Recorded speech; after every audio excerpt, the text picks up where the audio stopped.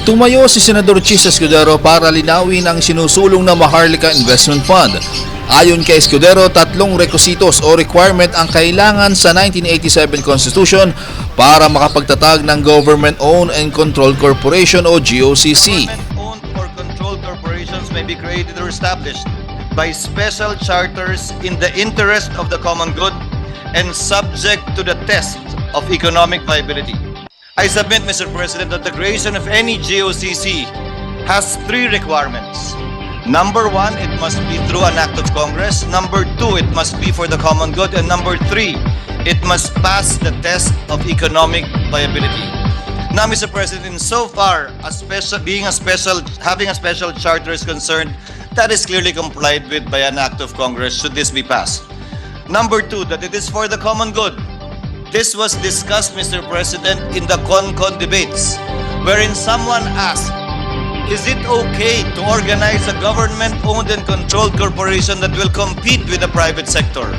Or shall we limit government-owned and controlled corporations only to perform those functions that the private sector cannot or is not willing to perform and is for a stated public purpose such as providing utilities or utility services or social services that the private sector don't find to be profitable enough for them to do themselves? Mr. President, clearly, the intention of this sovereign wealth fund is to perform... Ayon kay Escudero, kung para sa pagpapaunlad ng infrastruktura ang Maharlika Investment Fund, ibig bang sabihin nito nakakalabanan nito ang mga private company na nakikipagtransaksyon sa gobyerno para gumawa ng mga daan, tulay at iba pa gaya ng PPP o Public-Private Partnership. Mr. President, I would like to place and insert into the records the CONCON debates with respect to this phrase when it was inserted by then CONCON delegate Ople, when he described it by saying, GOCCs cannot be created as a rule but only as an exception, and they must pass the test of economic viability.